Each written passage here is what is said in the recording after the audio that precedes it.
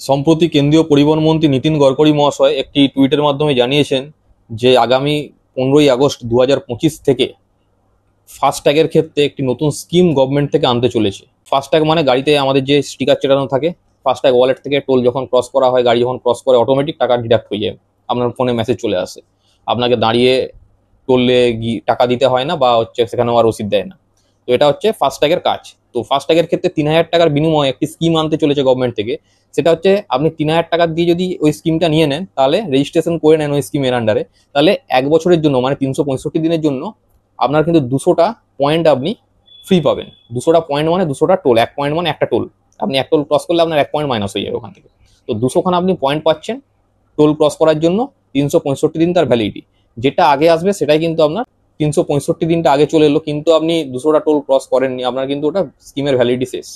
বা ধরুন আপনার হচ্ছে 200টা টোল কিন্তু আপনার 10 মাসেই কমপ্লিট হয়ে গেল, আপনার স্কিমের ভ্যালিডিটি শেষ। তো যেটা ফার্স্টে আসবে সেটাতেই আপনার স্কিমের ভ্যালিডিটি কিন্তু শেষ হয়ে যাবে। এবার কথা হচ্ছে আপনি যদি 200টার মধ্যে পুরোটা ইউজ করতে পারলেন না, আপনি সারা বছরে 100টা ইউজ করলেন, বাকি 100টা আপনার কি আবার যদি 3000 টাকা দিয়ে আপনি স্কিমটা রেজিস্ট্রেশন করেন, 200 প্লাস এই 100 কি ক্যারি ফরওয়ার্ড হবে আগের দিকে? না, সামনের দিকে ক্যারি ফরওয়ার্ড হবে না, ওই স্কিমের ভ্যালিডিটি ওখানেই শেষ। আপনি হয় 200টা শেষ করুন বা 365 দিনের মধ্যে শেষ করুন। এবার হচ্ছে এখন দেখা যায় কি 24 ঘন্টার মধ্যে যদি আপনি একটা টোল ক্রস করলেন, আবার সেই টোলে যদি 24 ঘন্টার মধ্যে আপনি ব্যাক করেন, সেক্ষেত্রে যাওয়ার সময় যে চার্জ কাটে, আসার সময় প্রায় তার অর্ধেক চার্জ কাটে। ধরুন 200 টাকা কাটলো যাওয়ার সময়, আসার সময় 110 টাকা বা 90 টাকা বা 100 টাকা এরকম কাটে। এক্ষেত্রে কিন্তু আপনার 24 ঘন্টার মধ্যে আপনি একটা টোল যদি দুবার ক্রস করেন, সেক্ষেত্রে কিন্তু কোনো আপনার হাফ পয়েন্ট বা 1 পয়েন্ট কাটার ব্যাপার থাকছে না, প্রতিবারে আপনার 1 পয়েন্ট করেই মাইনাস হবে। একটা করে পয়েন্ট মাইনাস হয়ে যাবে 200 থেকে, যতবারই ক্রস করবেন, সে 24 ঘন্টার মধ্যে করুন আর পরের দিনই করুন।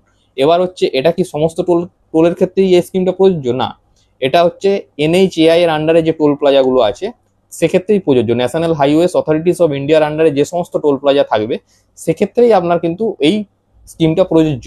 অনেক ক্ষেত্রে দেখা যায় বিভিন্ন স্টেটের টোল প্লাজা থাকে, আপনি ধরুন অন্য কোনো স্টেটে গেছেন গাড়ি নিয়ে, তো সেক্ষেত্রে অন্য স্টেটের আন্ডারেও টোল প্লাজা থাকে। NHAI এর আন্ডারে যে সব টোল প্লাজা তার কোনো মানে হয় না। আবার অনেক প্রাইভেট সংস্থারও টোল প্লাজা থেকে থাকে, যে প্রাইভেট সংস্থাই চালাচ্ছে, তারা একটা গভর্নমেন্টকে টাকা দিয়ে দেয়, টেন্ডারে চালাচ্ছে। তো NHAI এর আন্ডারে যেগুলো ডাইরেক্ট থাকবে সেক্ষেত্রে কিন্তু আপনার স্কিমটা প্রযোজ্য হবে। এবার এটা কি সব গাড়ির ক্ষেত্রে প্রযোজ্য? না, একদমই সব গাড়ির ক্ষেত্রে প্রযোজ্য নয়। এটা শুধুমাত্র নন কমার্শিয়াল কার, মানে ধরুন আপনার পার্সোনাল প্রাইভেট কার, নন কমার্শিয়াল, বিজনেস পারপাস ইউজ করেন না, সেই গাড়ির ক্ষেত্রেই কিন্তু এই স্কিমটি শুধুমাত্র প্রযোজ্য হবে।